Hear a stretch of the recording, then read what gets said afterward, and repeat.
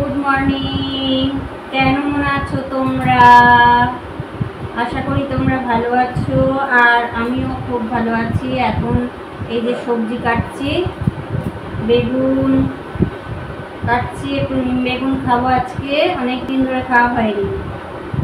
তার জন্য নিম বেগুন করবো বলে বেগুন কাটছি। আর এই দেখো এখানে কেটেছি কলমি শাক, আর ওল ভাতে দেবো, ওল ভাতে আর মাছের ঝাল সর্ষে পোস্ত বাটা দিয়ে। ব্যাস এইটুকুই রান্না আছে। এইটুকুই না, দাঁড়াও, 1 পদ 2 3 4 4 রকমের রান্না আছে।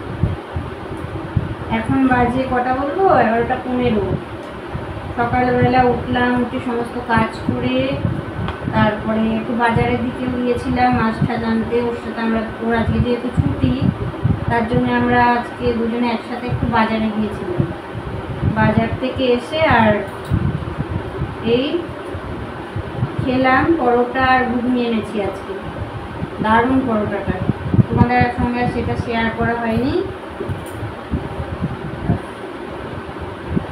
সব ফুটে গেছে নিলে তাড়াতাড়ি হবে, তার জন্য একটু ফুটে বেছে নিচ্ছি, বুঝলে।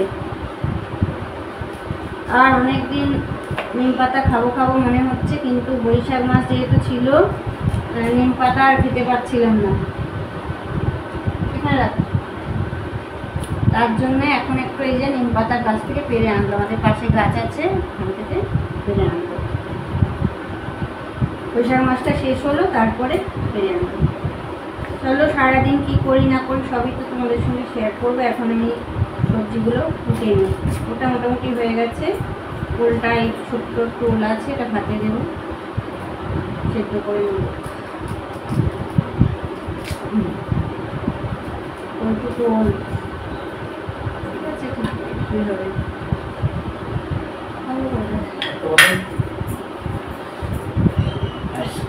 হয়ে গেল।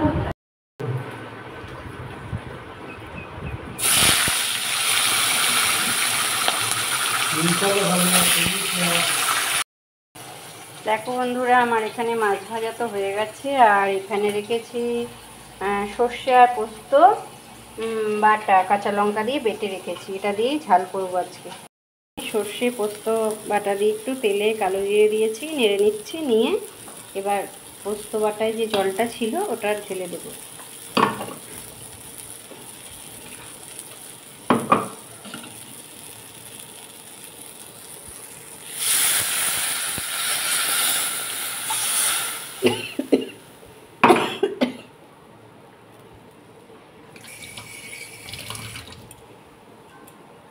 মাছের ঝোলটা টকবক করে ফুটে গেছে, আর আমি একটা একটা করে মাছ এখানে দিয়ে দেব।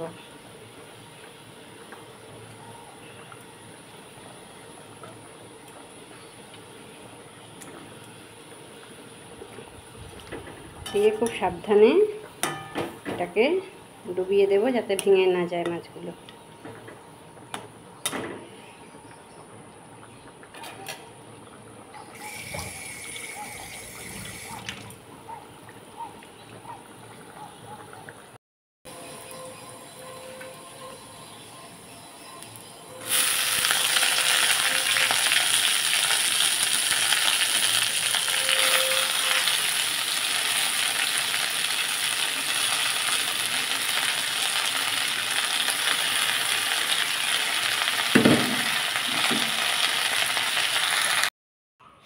তো বন্ধুরা, এইমাত্র গপুকে ভোগ টোক দিয়ে এলাম, আর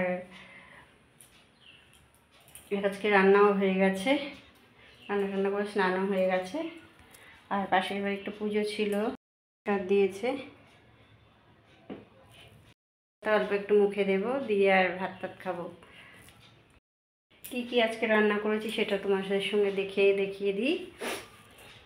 আজকে লাঞ্চে আমাদের হয়েছে ভাত, আর হয়েছে নিম বেগুন ভাজা, আর হয়েছে কলমি শাক ভাজা,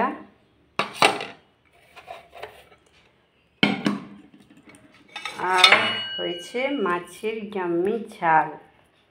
দারুণ হয়েছে দেখতে, কালারটা, জানি না খেতে কীরকম হবে। Good evening. বন্ধুরা, এইমাত্র বাড়িতে ফিরলাম, এসে একটু বসেছি। এত শরীরটা ক্লান্ত লাগছে, ভালো লাগছে না। গরমও সেরকম পড়েছে। একটু বাইরের দিকে যাবো, তবে একটু পরে একটু রেস্ট নিয়ে নিই, চাটাগুলো খাই, তারপর। তো একদম আদরে বাঁদর হয়েছে, এই দেখো সারাক্ষণ শুধু আদর খাবে। আর এইদিকে এইগুলোকে সব ঘাস তুলে এনে দিলাম, এখন ঘাস খাচ্ছে একজন। Good morning.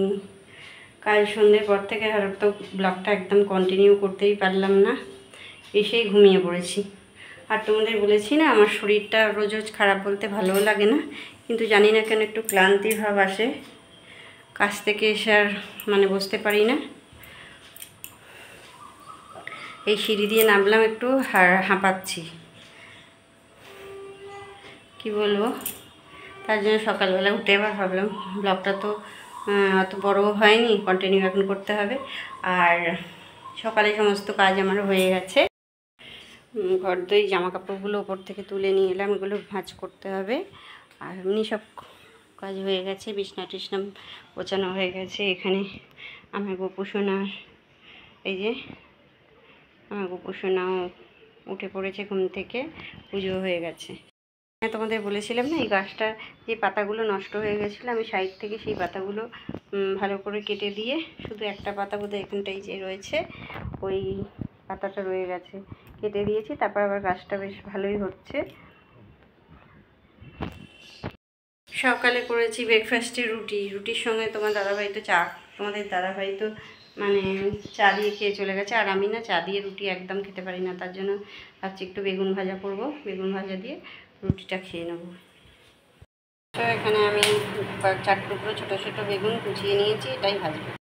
এটা হয়েছে বেগুন ভাজা, কাঁচা লঙ্কা নিয়ে নিয়েছি, 3টে রুটি নিয়ে নিয়েছি, আর কলা নিয়ে নিয়েছি। আজকে তো দুপুরে রান্নাবান্না সেরকম কিছু ছিল না, তোমাদের সঙ্গে কিছু শেয়ারও করিনি, ওই জন্য। এই রাতের ডিনারের রান্না সব হয়ে গেছে। দুপুরে যেহেতু রান্না করিনি, রাতে একটু রান্না করতে হলো। আজকে রাতে আমরা খাবো এই যে পোস্ত, ডাঁটা আলু পোস্ত। আর এখানে করেছি ভাত, আর গরম ডিমের অমলেট একটু ভেজে নেব, ব্যাস, আর কিছু লাগবে না।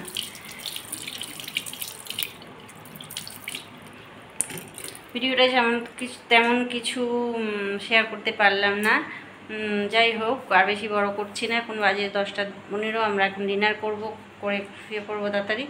আর যদি এই ভিডিওটা তোমাদের ভালো লাগে, অবশ্যই একটা সাবস্ক্রাইব করে দিও চ্যানেলটাকে, লাইক কমেন্ট শেয়ার করো। আজকের মতো টাটা, গুড নাইট, সবাই ভালো থেকো, সুস্থ থেকো, দেখা হবে পরের ব্লগে।